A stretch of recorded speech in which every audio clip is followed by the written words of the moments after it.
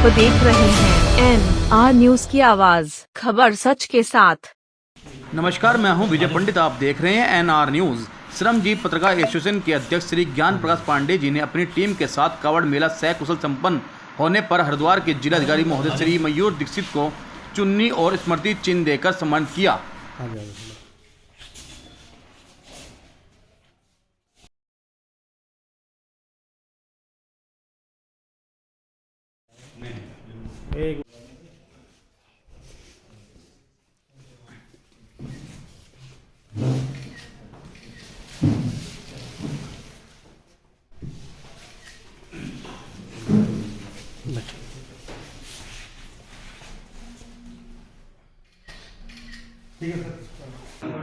देखिए, इसमें हमने कावड़ मेला संपन्न कराने में सभी लोगों का सहयोग प्राप्त किया है। और इसमें पहले से जो हमने प्लान बनाया था वो ये था कि जो हमारे जनपदवासी हैं और जो मुख्य शहर पड़ते हैं जैसे हरिद्वार है या रुड़की है, उसमें जो हमारे आम नागरिक हैं उनको कम से कम डिस्टर्बेंस हो। उसी के लिए जितने भी हमारे एंट्री के रूट्स थे शहर के अंदर आने वाले मार्ग, उन सब में स्ट्रॉन्ग हमने फोर्स तैनात करी थी। वहाँ पे ऑफिसर्स की तैनाती की गई थी ताकि कोई भी कावड़ यात्री को रास्ता भी ना भटकना पड़े और सीधे वो अपने गंतव्य की ओर जाए। इससे उसको भी सहूलियत हुई, वो कम समय में हर की पौड़ी तक जाके जल ले पाए। और हमारे जो जनपद के जो अंदर के जितने मार्केट्स हैं, डिस्ट्रिक्ट हेडक्वार्टर के हरिद्वार के मार्केट्स हैं या लोगों की जो शॉप्स हैं, वो समय पर अपने अपने काम करते रहे। तो इससे दोनों को ही फ़ायदा हुआ। इसके साथ ही दूसरी जो बात थी, इसमें हमने जो ऑफिसर्स तैनात किए थे उनकी हमने प्रॉपर ट्रेनिंग कराई थी। इसमें कुछ कई ऐसे ऑफिसर्स थे जो पहले से कवर ड्यूटी करके भी आ चुके थे, तो उन्होंने भी अच्छे सुझाव दिए। प्लस हमारे जो कप्तान साहब हैं, उनकी जो पुलिस की टीम है, वो भी काफ़ी पुराने, उनको जनपद में कावड़ मेले के एक्सपीरियंसेस थे। तो वृहद प्लानिंग की गई थी। उस प्लानिंग को इम्प्लीमेंट करने में हमने टेक्नोलॉजी का भी बहुत यूज़ किया।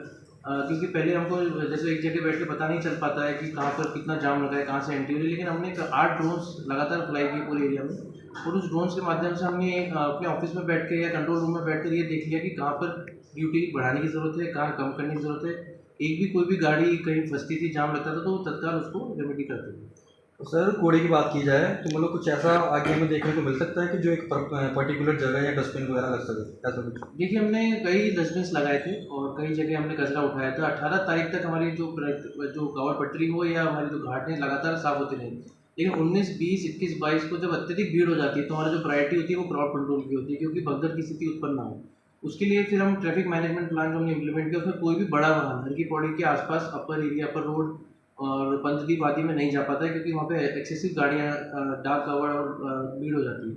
उसके लिए हमने मैनुअली बैग्स में भर के एक सफाई करने वाले ने बहुत अच्छा काम किया। उन्होंने 1-1 किलोमीटर बैग्स भर के चले हैं पैदल, ताकि नियरेस्ट जहाँ गाड़ी वहाँ पर पहुँच पाए। उसके बाद जो लास्ट के 2 दिन का जो कचरा है वो आपने जैसा देखा 22 को और 21 और 22 और 23 को मिला के करीबन सवा से 1.3 करोड़ कावड़ यात्री हर की पौड़ी आए थे। इतनी भारी संख्या में जब कावड़ यात्री आते हैं तो कचरा उठाने की जो गाड़ियाँ हैं या जो मशीन्स हैं वो पहुँच नहीं सकती।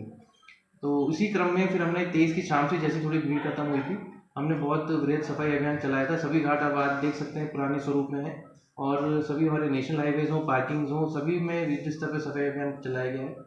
इसमें जगह जगह पे अपील भी की गई व्यापारियों से भी, हमारे जो छोटे छोटे जो व्यापारी हैं, जो ठेला लगा रहे हो, छोटी दुकान लगा रहे हो, कि वो अपने साथ स्वयं का डस्टबिन रखें। अगर उनके यहाँ कोई सामान खरीद रहा है तो प्लास्टिक जो फेंक के रैपर या कोई भी प्लास्टिक पैकेजिंग बाहर फेंक देते हैं, उसको एक जगह पे सीमित डस्टबिन में डालें, ताकि जो भी नगर निगम की टीम से उनको कलेक्ट करने में भी टाइम ना लगे। तो जैसे दुकानदार को बोला गया था कि अपने नेम प्लेट लगाएंगे, तो उस चीज़ में कितना सुधार रहा? देखिए, इसमें ऑनरेबल सुप्रीम कोर्ट का जो आदेश है और जो फूड सेफ्टी डिपार्टमेंट की जो रिक्वायरमेंट्स है उसी का अनुपालन कराएगा। और अगर बात करें तो टीम ने इस बार बहुत ही अच्छा वर्क किया है, तो अच्छे लीडर होने की ये निशानी है या टीम होने की निशानी है? देखिए, टीम बहुत अच्छी थी, क्योंकि सभी के द्वारा गहन चिंतन मनन किया गया और हमने फीडबैक बहुत लिया है लोगों से। जैसे शुरू में जब कावड़ यात्रा शुरू हुई थी तो कुछ डिस्टर्बेंसेस भी हुए थे, लेकिन तत्काल उससे सीखना और फिर उसको सही करना वो भी एक ज़रूरत होती है। उसी क्रम में हमने आगे करना। एक बड़ा सवाल आता है, अंतिम सवाल, कि कावड़ पटरी को क्या हम भविष्य में इग्नोर कर सकते हैं?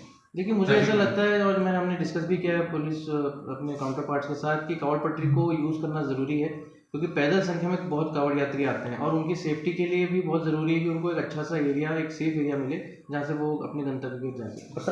जो डाक कावड़ थी या जो बुलेट वाले थे, उन पे कैसे नियंत्रण किया गया इस बार? क्या ऐसी रणनीति थी जिसके कारण सकुशल संपन्न हो?